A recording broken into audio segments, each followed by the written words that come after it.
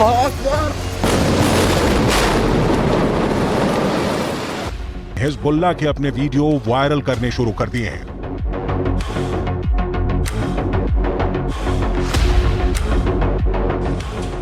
Hezbollah के इस video में बताया जा रहा है कि वो इजरायल पर हमले के लिए तैयार है।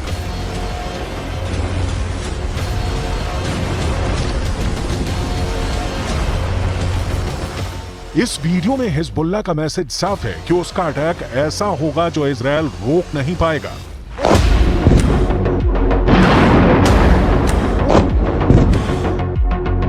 इस वीडियो में हिजबुल्लाह का मिलिशिया कमांडो ऑपरेशन की तरफ इशारा कर रहा है।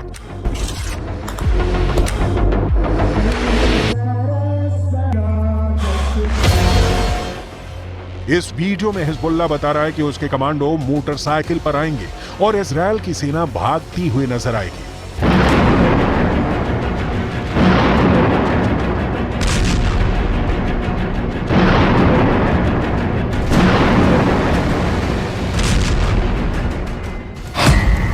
हिजबुल्लाह ने इजरायल को भी धमकी दी है। हिजबुल्लाह ने अमेरिका को भी बता दिया है कि वो समंदर में उसका जंगी बेड़ा डुबो देगा। क्या ऐसा मुमकिन है? हिजबुल्लाह की इस चेतावनी को इजरायल में बहुत गंभीरता से लिया जा रहा है। हिजबुल्लाह कैसे युद्ध लड़ता है, ये इजरायल पहले भी देख चुका है। इस बार गाजा को बचाने के लिए हिजबुल्लाह इजरायल से लड़ना चाहता है और इस बात को लेकर इजरायल से ज्यादा अमेरिका बेचैन हो गया है।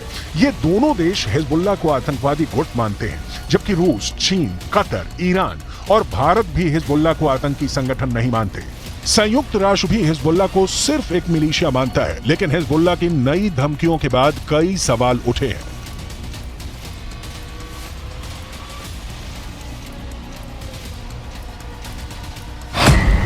सवाल नंबर 1, हिजबुल्लाह कौन है? तो जवाब है, हिजबुल्लाह लेबनान की एक राजनीतिक पार्टी है और इसका अपना एक मिलिशिया है। सवाल नंबर 2, हिजबुल्लाह की ताकत क्या है? तो जवाब है, हिजबुल्लाह के पास 1000 लड़ाके हैं, जो लेबनान की आर्मी से भी खतरनाक फोर्स मानी जाती है। सवाल नंबर 3, हिजबुल्लाह क्यों इजरायल और अमेरिका को धमकाता है? लेबनान में हिजबुल्लाह संगठन को खड़ा करने वाला है ईरान, और ईरान अमेरिका और इजरायल का सबसे बड़ा दुश्मन कहा जाता है। सवाल नंबर 4, हिजबुल्लाह को इजरायल क्यों इतना बड़ा खतरा मानता है?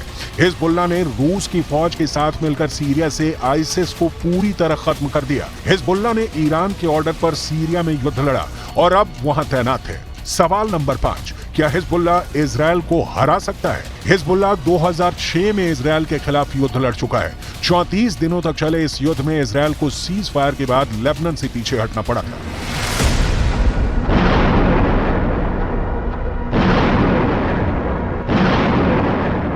अब 7 अक्टूबर को हमास के अटैक के बाद गाजा पर इजरायल के हमलों ने हिजबुल्लाह फोर्स को सुपर एक्टिव कर दिया है। हिजबुल्लाह ने बहुत साफ शब्दों में कह दिया है कि वो इजरायल पर हमला कर देगा और ये वार्निंग देने से पहले इजरायल तक मैसेज पहुंचा दिया कि अगर इजरायल की सेना फिलिस्तीन के गाजा में घुसी तो वो उत्तरी सीमा की तरफ से इजरायल पर चढ़ाई कर देगा। इजरायल और लेबनान के बीच करीब 130 किलोमीटर लंबा बॉर्डर है और यहाँ संयुक्त राष्ट्र की शांति सेना तैनात रही है। इसमें भारत की फौज भी शामिल है। इस वक्त इजरायल को गाजा से ज्यादा इस बॉर्डर की टेंशन है, क्योंकि अगर इजरायल गाजा में घुसा तो हिजबुल्लाह उत्तर की तरफ से इजरायल से हमला बोल देगा।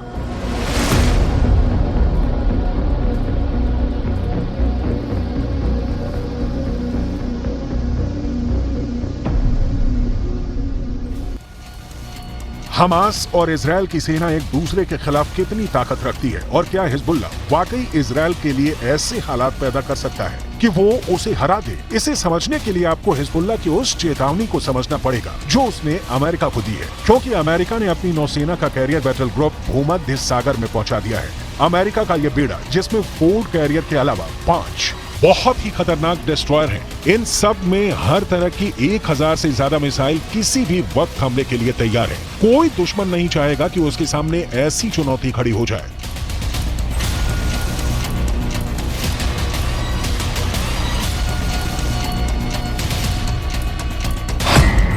इस वक्त ये कैरियर इजरायल के गाजा में पश्चिम में भूमध्य सागर में तैनात रहेगा और वहीं से ऑपरेशन चलाएगा। उसकी रेंज में लेबनान भी होगा, सीरिया भी होगा, तुर्की भी होगा और मिस्र के आसपास का इलाका भी होगा। यहीं से ये इजरायल के एयर स्पेस को सुरक्षित रखेगा और हमला भी कर सकता है।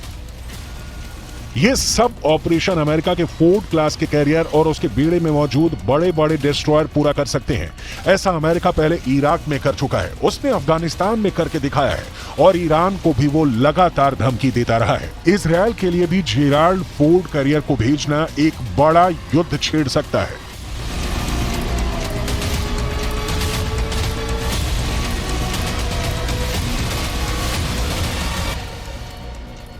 यही भरोसा अमेरिका अब इजरायल को दिलाना चाहता है कि समंदर से ऑपरेशन चलाकर अमेरिका सीरिया पर भी बमबारी कर सकता है, लेबनान के बॉर्डर को भी सैनिटाइज कर सकता है। लेकिन लेबनान में हिजबुल्लाह को अब ईरान से ऐसी मिसाइल मिल चुकी है जो अमेरिका के इन विशालकाय जहाज को पल भर में डुबो सकती है।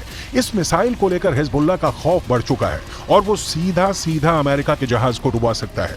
इस खतरे को हल्के में नहीं लिया जा सकता। लेबनान ने 2006 में इजरायल में एक कॉर्वेट यानी जंगी जहाज पर एंटी शिप मिसाइल से हमला किया था। इस हमले में इजरायल के युद्धपोत को भारी नुकसान पहुंचा था। अब हिजबुल्लाह के पास जो एंटी शिप मिसाइल है उसकी रेंज 300 किलोमीटर तक है। इसलिए लेबनान या इजरायल से यह फासला बनाना अमेरिका के लिए जरूरी हो जाएगा।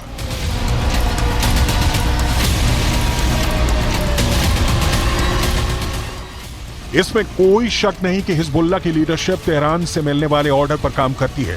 इसलिए सवाल यह भी कि क्या ईरान चाहता है कि हिजबुल्लाह इजरायल पर अटैक कर दे। ईरान ये भी बहुत अच्छी तरह से जानता है कि इस वक्त इजरायल बेहद कमजोर है या फिर अमेरिका की शक्ल में उसे नई ताकत फिर से मिल गई है।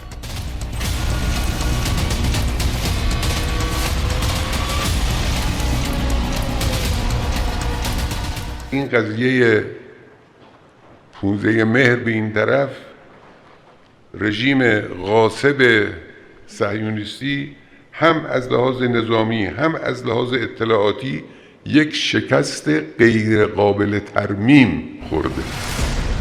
इजरायल ने हिजबुल्लाह को रोकने के लिए अपने उत्तरी बॉर्डर पर तोप तैनात कर दी है। यह अमेरिका से मिली M109 तोप है। 155 मिलीमीटर की यह तोप टैंक नुमा बख्तरबंद गाड़ी पर फिट कर दी गई है और ये 1 मिनट में 4 गोले दाग सकती है। इस तरह से देखा जाए तो लेबनान बॉर्डर पर इजरायल ने अपनी तैयारियां पुख्ता की हुई हैं। वहीं लेबनान की तरफ से आप इजरायल की एक पोस्ट देख सकते हैं। यहाँ रेडार भी लगे हुए हैं और इलेक्ट्रॉनिक सिस्टम भी जो हिजबुल्लाह की हरकतों पर नजर रखते हैं। इन इलाकों में 7 अक्टूबर के बाद से तनाव फैला हुआ है। लेबनान की आर्मी भी नजर रखे हुए है। यहाँ रहने वाले लोग भी जानते हैं कि हिजबुल्लाह किसी भी वक्त ऑपरेशन शुरू कर सकता है। جايين لنساند اخواننا الفلسطينيه بمناسبه العمليه اللي عملوها، عمليه من 73 بعتقد انه ما صار مثلها وما في خسائر بهيدي الكميه اللي صارت، ولحد هلا الشباب الله يقويهم بعدهم صامدين وبعدهم بيقاتلوا بالمستوطنات والله يقويهم ان شاء الله. نحن اي شيء بجانبهم।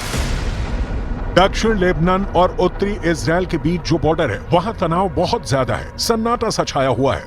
ये वो खामोशी है जो तूफान से पहले देखी जाती है। इसलिए यहाँ के लोगों को भी पता है कि बहुत जल्दी युद्ध का एपिसेंटर गाजा से निकलकर लेबनान तक पहुंच सकता है। यहाँ तैनात संयुक्त राष्ट्र की सेनाएं भी अलर्ट मोड पर हैं। लगातार पेट्रोलिंग हो रही है। लेकिन इजरायल के लिए एक और बड़ा खतरा हिजबुल्लाह को ईरान से मिली एक मिसाइल को लेकर है। ये है फतह 110 मिसाइल। कहा जा रहा है कि ईरान ये मिसाइल लेबनान पहुंचा चुका है। इसलिए इस मिसाइल की बहुत ही बारीक बातें आपको बताते हैं।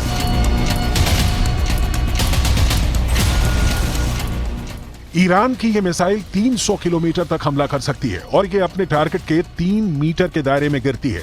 एक बैलिस्टिक मिसाइल का इतना सटीक होना बहुत बड़ी बात है और यही बात इजरायल के लिए खतरा है। दूसरी तरफ इजरायल की सेना ने अपना गोला बारूद तैयार कर लिया है। तोपों से जो गोले फायर किए जाएंगे वो पहले से ही रेडी मोड पर रखे गए हैं। इजरायल की रिजर्व फोर्स भी आसपास के इलाकों में तैनात की जा रही है। ये हमवी गाड़ियां हैं जो लगातार यहां तक फौज को पहुंचाने में लगी हुई हैं।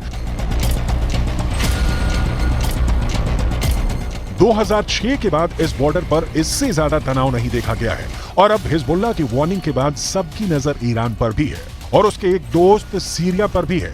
इजरायल ने गोलान की पहाड़ियों पर भी टैंक पहुंचा दिए हैं। ये जगह सीरिया का हिस्सा थी, लेकिन 1967 में युद्ध के बाद इजरायल ने सीरिया के इस हिस्से को अपने में मिला लिया और तभी से ये इलाका इजरायल के कंट्रोल में है।